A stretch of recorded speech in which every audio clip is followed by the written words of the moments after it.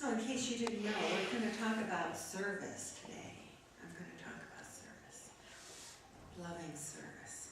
I was surprised as I approached this subject because it gained in complications as I explored it.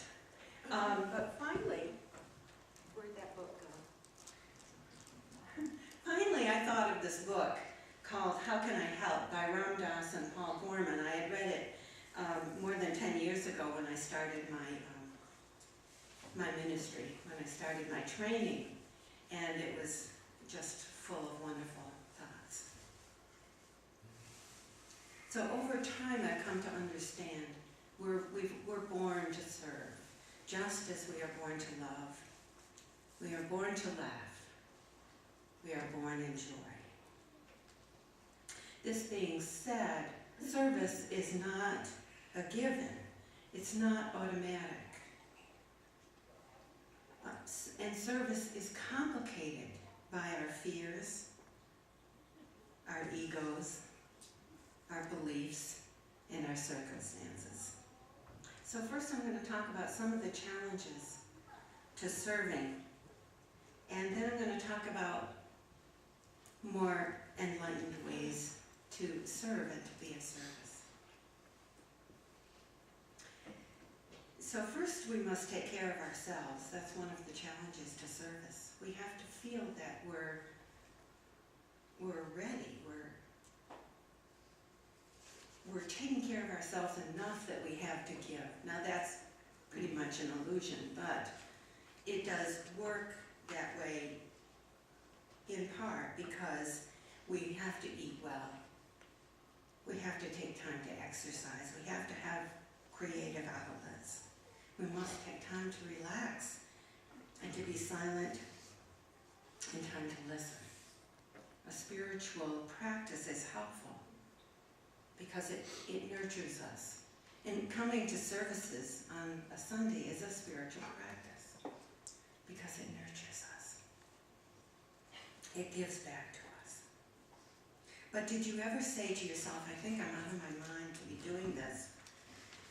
And this is a good idea if indeed you have said that, because it takes your mind away from the action that you're doing. Because with our minds we will judge everything. And we will confuse as much as possible everything that we do. Now, it would help us so much if we were able to relax into every part of our lives. And it's really hard when this is the third big snowstorm to dig my driveway out of. It becomes challenging because I have boots that I haven't had to wear for 5 years because we haven't had a big snowstorm. And here we have a series of 2 and another one promised today, even today. So that brings stress, and of course stress is natural for the body because it feels good to work and to move and to be creative, but it's not so good for the mind. The mind creates, if it's experiencing stress, it offers stress hormones into the body, and we can't relax, and we're judging everything, and we're thinking this and that, and thinking things are hard and difficult, and I'm not getting any appreciation. So, if you're serving, and feeling contraction of your energy, we can do things to help this out. Knowing that sometimes we just can't change our circumstances. Our job or our family circumstances are just what they are. But like Kathy said in her meditation, wrap your love around your feelings. And it really helps to change your feeling about what's going on. It changes your judgment about what's going on. contracting of our energy as we're serving is one aspect of fear, and if our habit is to run from it, then we'll not learn as much as possible from that experience. Getting irritated is another way of running from an experience. Getting angry is running from an experience. So even when things are very difficult, they can be transformed by our conscious awareness and our ability to look at the bigger picture. This won't last forever. This feeling of difficulty will not last forever. So another challenge which came through this book is one of identity. If we identify ourselves with someone who serves all the time, then people are going to show up in our lives to be served.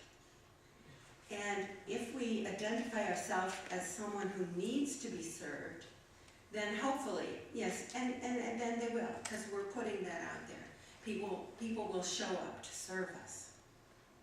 Whereas we sometimes take on these identities, but we shouldn't be necessarily attached to an identity because it limits us. Imagine when we're not limited by an identity.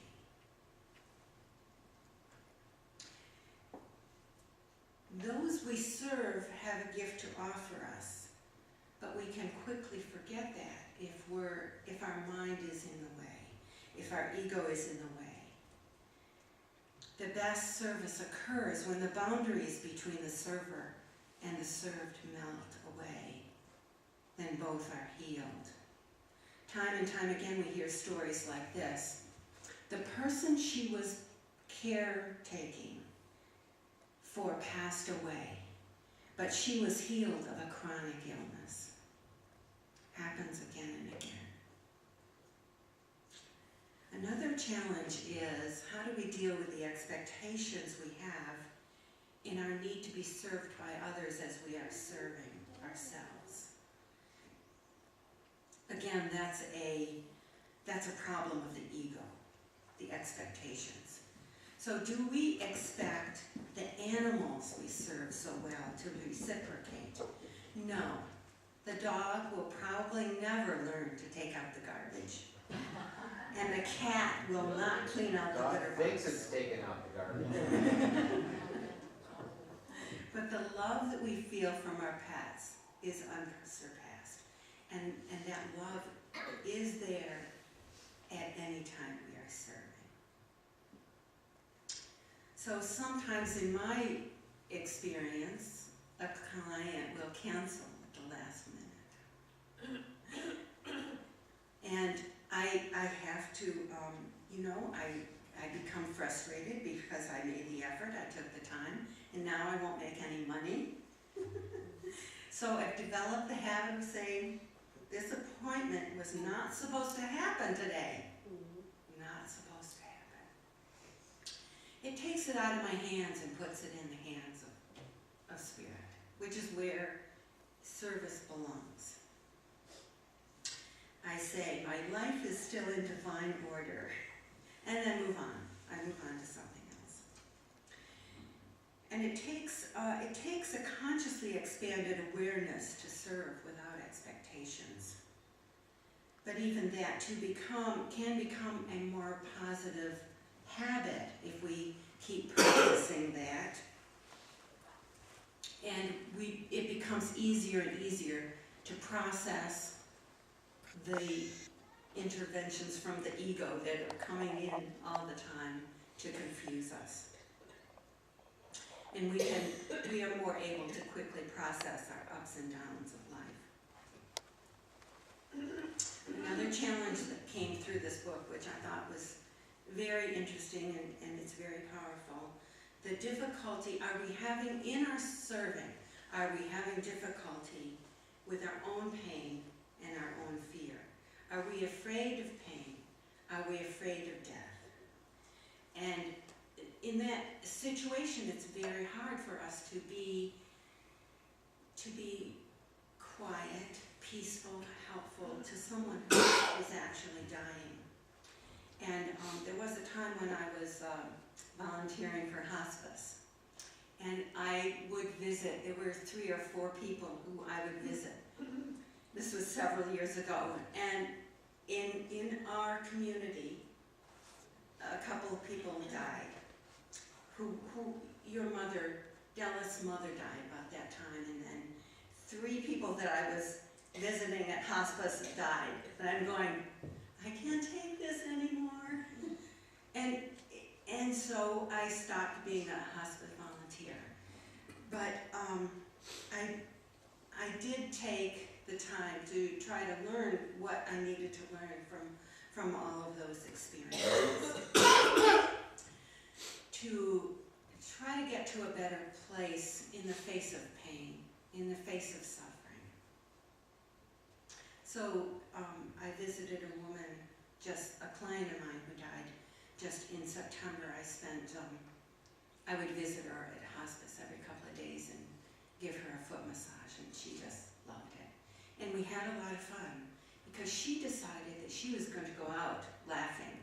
She was going to go out having a good time. And she did. She did. Joseph Campbell said to us, "We are meant to go with joy among the sorrows of the world." So the next part of my talk is about expanding our reasons for service and looking for a more enlightened way to serve. Yeshua, speaking through Judith Coates, tells us,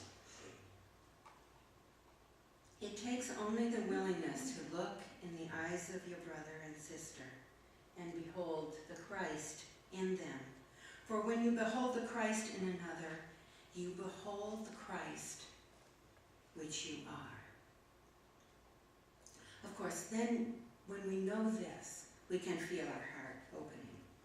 When we allow our hearts to open, we can be at peace with many things that have irritated us in the past. We can be at peace with suffering. When we serve in this way, we're being fully present. And of course, we have available to us at any time the ability to become present, to let go of what appears to be true, and to open our hearts to be present. We can be present even in our own distress if we decide to do that. In our consciousness, we have unique ability to open ourselves to all that is. So any service can become easier if we open our hearts and say, I am serving God in just even this very small way. I am serving God. I am not serving one specific person. I am serving God because God lives in all of us. We could also remember that nothing needs to be fixed, ever. We cannot fix it. And there is a spiritual and largely unexplainable level where we have chosen our bodies and a level of which we have chosen all of our experiences. And some say, we're here just to learn. We're here to learn. We're here to learn, and we will attract those experiences that we choose to learn through. We think that the more we do, the more valuable we are. And that's actually, where did that come from? That came from Abraham speaking through Esther Hicks. I've come to the habit of listening. I met a woman at Trader Joe's last week who said, "Oh, I listened to Abraham Hicks on YouTube." So every morning, a few minutes of YouTube and meditation. So she said, "We think that the more we do, the more valuable we are. Actually, we need do nothing." And we've heard that before. To be of value, we are of value no matter what. And we can choose to see everyone as whole, no matter what the appearance is. There is a great gift in service for every one of us. And part of returning that gift is to see each person as whole, even if they seem to be dying.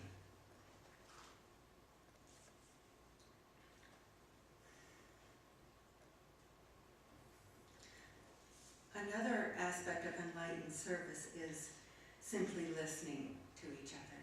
It's a very, very powerful way to serve. Here's an example of how not to serve.